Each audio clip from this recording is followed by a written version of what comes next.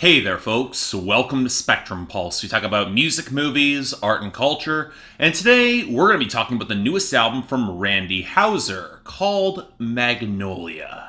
You know, it feels a little bit weird that this is the first time I'm speaking at length about Randy Houser, but also not all that surprising if you've been aware of the mainstream country ecosystem outside of the biggest stars. And indeed, Randy Houser has been a prominent opening act for many of those stars over the past decade with a fair few hits of his own, so what's holding him back from that big league conversation? Well, in preparation for this, I re-listened to his entire back catalog, and the first thing to note is that as a performer and a presence within country in the mainstream, he has long been on the cusp of entering that A-list. Hell, if you just listen to his tremendous vocal chops, you would think he would already be there. And like with many aspiring acts, he worked behind the scenes as a songwriter in the mid to late 2000s, and the less said about some of his breakthrough writing credits, the better. They paid the bills, sure, but they're not exactly good. But he accrued some solid writing credits for his second album on Toby Keith's Show Dog Universal label, which translated to a pretty good album, and They Call Me Cadillac. That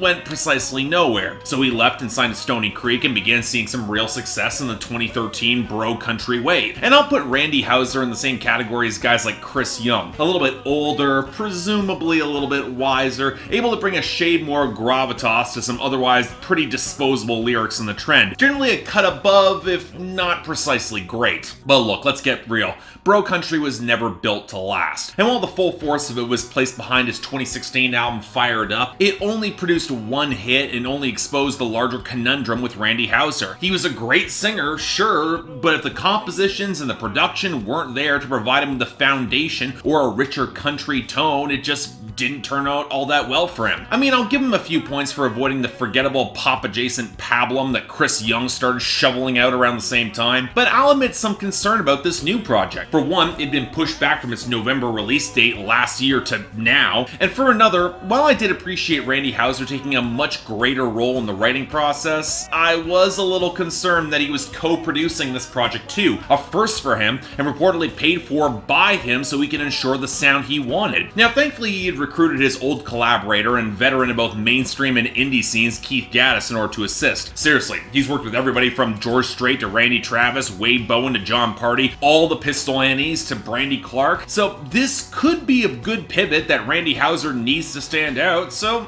alright, what do we get with Magnolia? Well folks, I'll say it, this was a real experience of a listen, because it opens up 2019 in a world of firsts. First album from 2019 that I've reviewed, first legitimately great album of 2019, and arguably the first time that Randy Houser has an album that matches his impressive pedigree as a singer. Seriously, I opened up this review with a pretty lengthy discussion of what's been holding Randy Houser back from the big leagues in the A-list, and from the sounds of Magnolia, he's gotten about as tired with that discourse as I did, because this is by far a considerable length the best project he has ever released and deserves to place him in the exact same conversation as an Eric Church or a Chris Stapleton. Yeah, I'm dead serious about this, folks. The label might have dropped this in mid-January because they had no real expectations and they aren't placing him against any real competition, but that might have been the best possible boon to set the tone, because this is really damn solid and he can set the tone for the year going forward with this sound. And I will freely admit that my first reaction upon the first 5 or 6 listens was to look for flaws here. Places where Randy Houser doesn't quite fully execute the pivot into this lane, mostly because to some extent you can trace the territory that he is targeting. I referenced Eric Church earlier, but in truth Randy Houser's new direction resembles Church's label mates Brothers Osborne a lot more in the swampy tones, the focus on groove, and an increasingly smoky vibe. And thus it shouldn't surprise anybody that they show up as uncredited backing players on New Buzz on this album. And of course with the more soulful moments, you can see the parallels with Chris Stapleton. Although to Houser's credit, the instrumental palette that he utilizes feels a lot more richly defined than Stapleton's work, especially coming out of 2017. And yet, most of the point, it's hard to avoid how Randy Houser still has to pay a little bit of lip service to modern Nashville songwriting and production cliches, even if you can definitely tell he's in a hurry to dispose of them as fast as possible. Take the drum machine that opens up Running Man. It's damn near perfunctory, and it's not even halfway through the first verse that the live drums come in to fill out the mix, and that is exactly the right direction. I'm so happy he's taking it. That being said, if I'm gonna nitpick the production here, it will be that the drums can maybe pick up a shade too much presence in comparison with the guitars and the organ. And I do wish songs like Nothing on You had a little bit more to them beyond a cheap double entendre, or how songs like Whole Lotta Quit and New Buzz, they're a little bit too reliant on swagger and some lyrical cliches to completely connect with me. But honestly, that's where the majority of my criticisms end, because the approach that Randy Houser takes to Magnolia, it manages to skirt many of the shortcomings of his peers in recent years. Unlike Brothers Osborne, he doesn't slip toward lethargy and manages to keep a pretty consistent sense of momentum across this project. And while Chris Stapleton's voice might carry a little bit more grit and rasp to it, Randy Houser's richer, warmer tone has a sort of charisma that can elevate a good song into a great one, especially as you can tell he is throwing his absolute all into these cuts with the sort of conviction that only really comes from a passion project that he might never get a chance to make again with a major label backing him. And that's important to mention, not just Randy Houser's age and increased sense of maturity, which adds a real temperance to a lot of these songs without gutting a lot of their energy, but also his self-awareness here. A fellow critic noted that there is an added weight that comes from songs like No Stone Unturned, and how ready that Randy Houser acknowledges relative anonymity within the larger country scene, especially in Nashville, and especially amidst the tide of flashier guys. But I wouldn't say that there's any bitterness there, more of a weary acknowledgement and almost gratitude for the space to go off the beaten path and remain unnoticed in that lane, being able to try new things. And when paired with unabashed but restrained love songs like Our Hearts, or the absolutely excellent closing song Evangeline, or the post-breakups musings of High Time and What Whiskey Does, or especially the heartbreak that permeates What Leaving Looks Like and No Good Place to Cry, it shows the heavy balance between world-weary wisdom and some genuine vulnerability that Randy Houser conveys brilliantly. The guy's always had a huge voice with a ton of power, but his expanded range and his approach to subtlety means that the simple details can really pack a wallop. And yet, at the same time,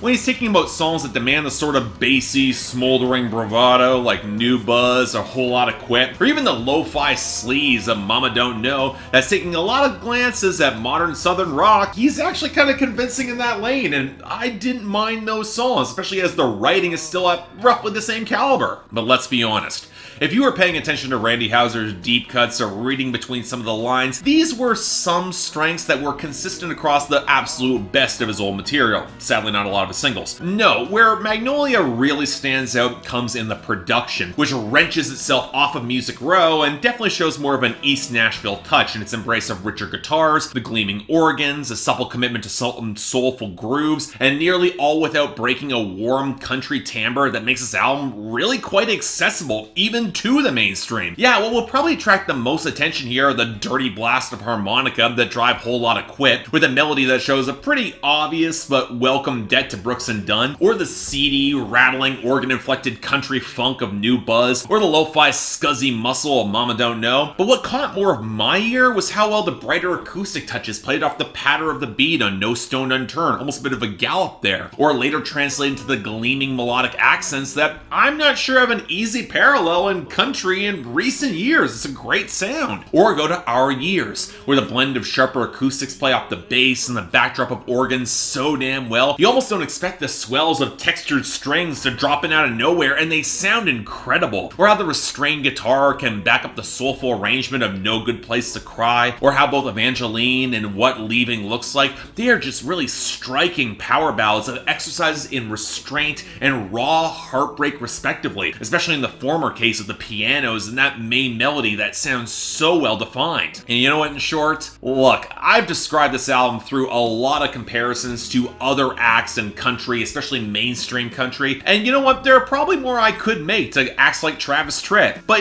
I think I'm going to set those aside going forward, mostly because in those comparisons, Randy Houser is honestly doing it better than a lot of them. Because with Magnolia, he's proven that he belongs in that larger A-list conversation with a work of considerable quality. His characteristically great voice matching a lot of solid writing with real emotive pathos, and some of his best ever compositions and production. That he put his authorial voice behind it and delivered so well, that's a sight to behold. And while I get the feeling that a lot of folks will sleep on this release given how early it was released in 2019, I'm on board with this. I'm giving it a light 8 out of 10, absolutely a recommendation. And as for Randy Houser himself, well, it has taken a long time, but I'm very comfortable welcoming him into the big league conversations. You set some mighty high expectations going forward, and I can't wait to see how you reach them, because this was a great album. So yeah, thanks a lot for watching. If you'd like to like and subscribe, I'd be more than grateful. Folks, I was surprised how much I liked this, but you definitely want to hear it. Link down there below for a little bit more if you want to actually buy the album or stream it. Highly recommend you do. It's great stuff. And I got the poll up there. I'm curious where Randy Houser fans fall on this. I know a lot of them are really excited, but yeah, let's keep some of that excitement going. I want this to be successful or potentially game-changing for mainstream country.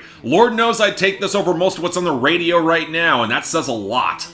But yeah, beyond that, anything else I might be able to do to improve my presentation, I'm all ears. And hey, if you guys want to help support this channel a little bit, link to my Patreon is right over there. I'm kind of revamping things. I'm not doing the same schedule thing as I used to be doing, which gives me a little bit more flexibility to cover albums a bit faster. But hey, if you want to help the process along, I wouldn't say no.